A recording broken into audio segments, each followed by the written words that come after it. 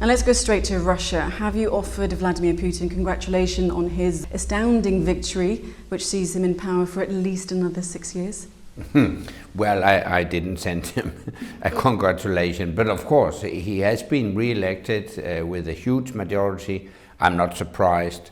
He controls state apparatus, he controls the media, he has excluded major opponents, so of course he won a landslide victory. It's not a surprise.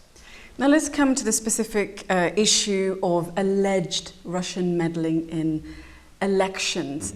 From now until the presidential elections in the US in 2020, we will have 20 national elections in EU and NATO countries.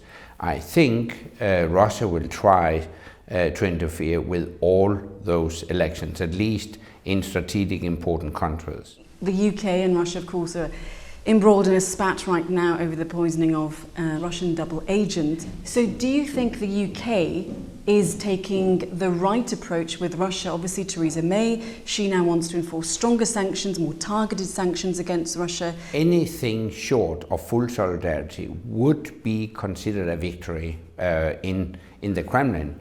And this solidarity should not only be words and statements, but also concrete actions. My experience with President Putin is he needs to be confronted firmly and united. For instance, if we hadn't done anything, he could easily have taken eastern Ukraine as he did with Crimea. He illegally annexed Crimea into the Russian Federation. In this new world order, we have trade wars, we have despots and emperors. So where is the EU's place in all of this, and can it be a big player on the global stage, especially when it's losing one of its biggest member states, the UK? But that is a problem. Brexit is a disaster for the UK as well as for the EU. And for the EU, it will be really a challenge to keep what I would call a global perspective.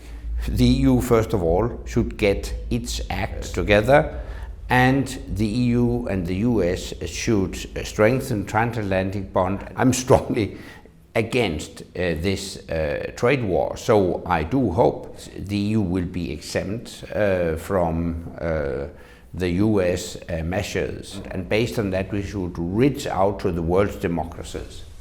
Okay, well let's hope that can happen. Thank you so much, Mr. Rasmussen. Pleasure to have you with us. You're welcome. Thank you.